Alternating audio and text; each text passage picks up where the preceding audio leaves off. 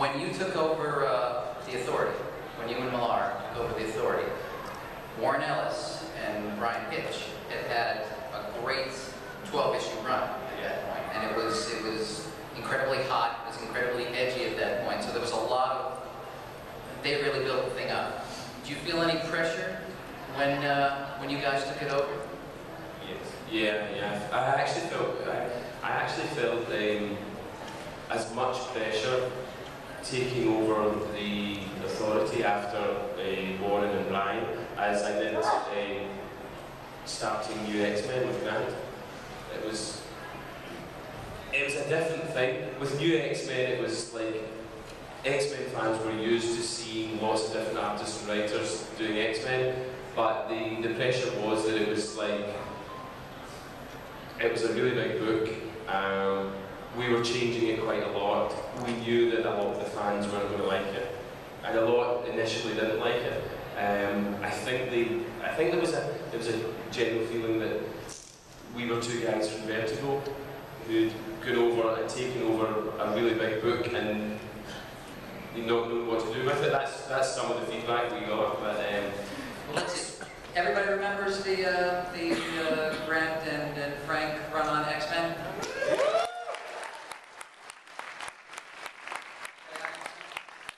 I'm an easy guy, so I don't want to take too much time on this part of it. But who liked that run from the start? Okay. So none of you were the guys that were on the internet slating it? Good to know. So, just to finish the Authority part of the question, the pressure of going on to the Authority was completely different because that was a book that only belonged to Warren Ellis and Brian Hitch. I think had become really popular because at the time I remember it seemed like a really fresh spin. It seemed like a really fresh approach, and they just totally made it their own. It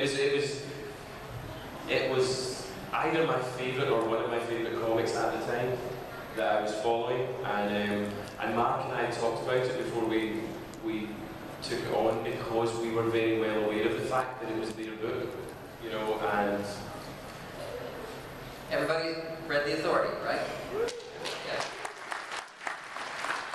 All right, show of hands. Not that I want to play one off against the other, but the Warren Ellis, Brian Hitch version. Who liked that one?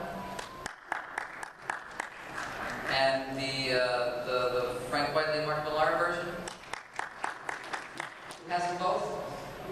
Okay. All right, go ahead. I pointed you 3 times. We'll finally get your chance to ask a question. Sorry.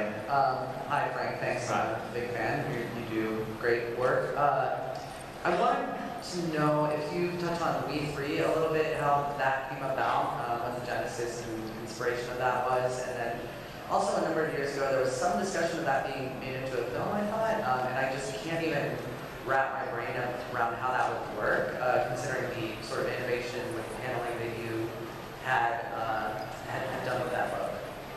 okay, the way it came about was Grant told me that he had various different creator-owned projects that he was wanting to do through Vertigo, and he wanted a different artist in each book, and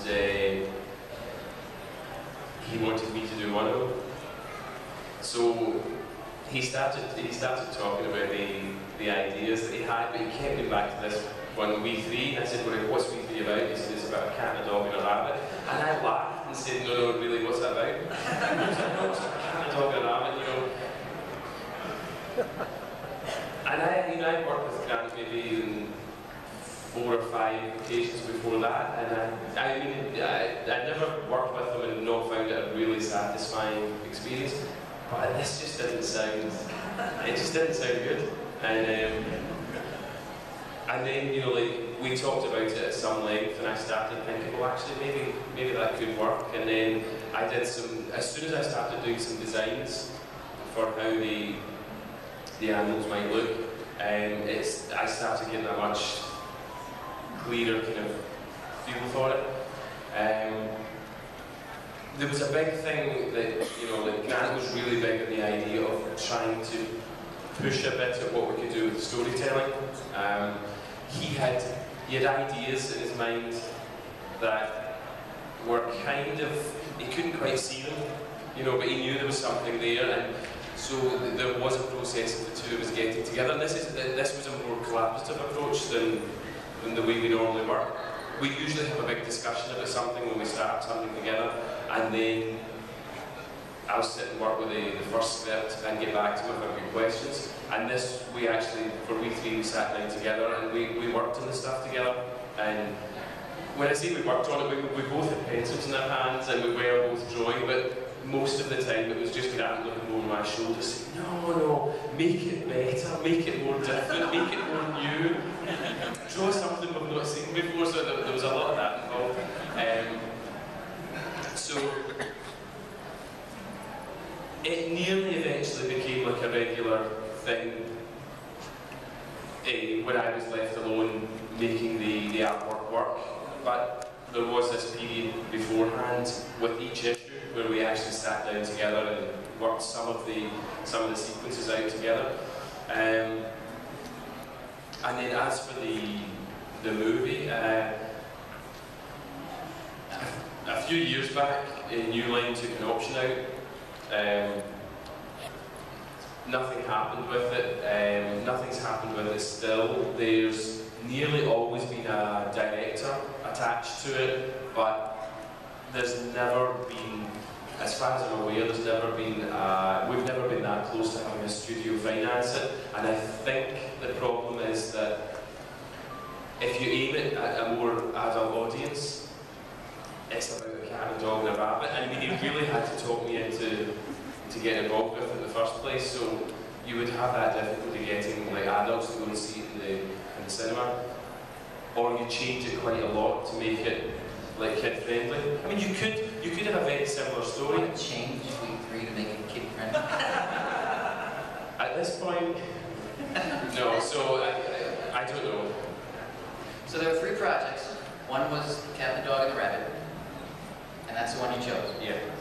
The other 2 won't name by name, but obviously you liked the one with the Cat, the Dog, and the Rabbit. Yes. Well, that and the fact that that was one Grant was really pushing me to do. Okay. So. Okay. Right, thanks. Hello. Hi. This is an honor.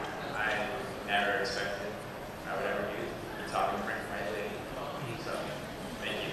Thank you. On the subject of Week 3, I know there's some sort of absolute collection coming out soon. Is there an actual date? It's not an absolute, is it? Is it a deluxe? I think it's deluxe, right? And originally when Grant put the proposal in with Vertigo, before we actually started it, he wanted it to be in 3 books, but he was looking at a little over 100 pages, and the way it broke down best was 3 32-page books, and he felt that he could tell the story well in 96 pages. But when he was told, like 6 months or more ago, that they were thinking of bringing it out as a deluxe, and they wanted sketchbook stuff for up the back, and they wanted him to talk about it and all this, I don't know if he initiated it or what, but anyway, we've got an extra 10 pages of story that fill out some of it. I wanted 10 at the end, like for the rabbit to come back as a ninja zombie. But Grant thought that was too good an idea. So